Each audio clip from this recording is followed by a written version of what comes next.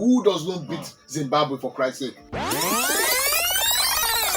Speaking on the program for the Bafana Bafana, South African Football Association spokesperson Minawa Ntoklu said that they haven't announced anything, but then we're hearing that they have lined up some very important friendlies to play ahead of the FIFA World Cup qualifying series. In honesty, the South African team under Hugo Bruce have been a very, very tough side. Yeah, of course, he's brought a lot of character to the team since he came on board, and that's what we always talk about top quality managers.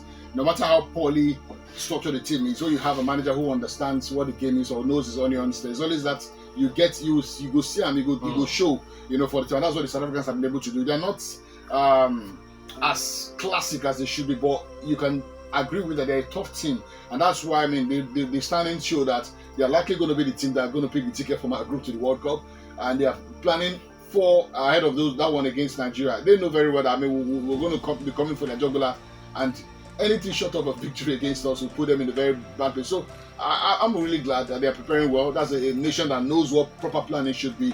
Already took friendlies in place and all of that to keep them in shape for that game against Nigeria. I cannot wish them well. I think they would get a ticket, no doubt. Nigerians would really be disappointed. But the truth before us is that the South Africans are well poised. They are better placed, to grab that ticket for the World Cup 2026. Well, grabbing the ticket to the World Cup. Nigerians. It looks like it's going to be another sad one. But then, let's see. I almost begin to tell ourselves the truth. That's the reality, the honest truth. We lost the opportunities we had. We started poorly. We didn't do well. In the first 4 games of the qualifying series, we did not even pick any win.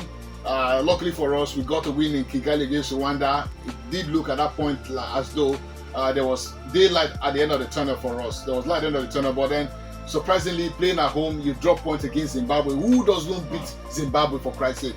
We do not, in fact, if we're to be honest with ourselves, we don't deserve to go. We do not deserve to be at the World Cup. We do not deserve. We've been very poor. Our players have been so casual. You don't carry that kind of attitude to the World Cup. Those that deserve it should go. They better not even deserve to even go ahead of us. The Rwandans deserve to go ahead of us because they've been more intentional, right, about than we've been. We've just been a bunch of so-called stars without any impact, without character, and we want to be at the World Cup. No, we won't be at the World Cup to make up numbers.